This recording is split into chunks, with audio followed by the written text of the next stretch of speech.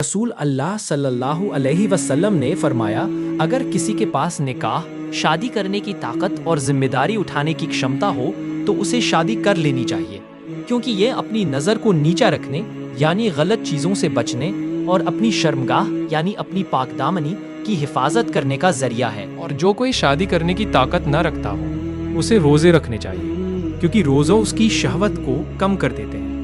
ये हदीस इंसान को पाकदिली और अपने नफ्स पर काबू रखने की बेहतरीन तरगीब देती है। इस हदीस में रसूल अल्लाह सल्लल्लाहु अलैहि वसल्लम ने इंसान की नैतिकता और सामाजिक जिम्मेदारी के बारे में एक महत्वपूर्ण निर्देश दिया है। उन्होंने बताया कि जो व्यक्ति शादी करने की क्षमता रखता है उसे अपने इरादे को सच्चाई में बदलकर निकाह कर लेना चाहिए। निकाह न केवल एक आधिकारिक रिश्ता है, बल्कि यह नज़र को नीचा रखने और अपनी शारीरिक और नैतिक पवित्रता की सुरक्षा का एक तरीका भी है। हर इंसान की फितरत में कुछ न कुछ इच्छाएं और हसरतें होती हैं, जो ठीक तरीके से पूरी हों तो सामाजिक और व्यक्तिगत जीवन में स्थिरता आती है। लेकिन जब ये इच्छाएं अनुचित तरीके से दबकती हैं तो ये नकारात्मक परिणाम भी ला सकती हैं।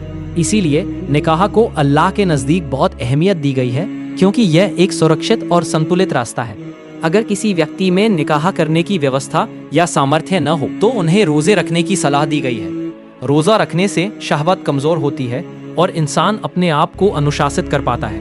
इस तरह से अपनी चाहतों पर काबू रखना आसान होता है और गलत रास्तों से बचाव होता है।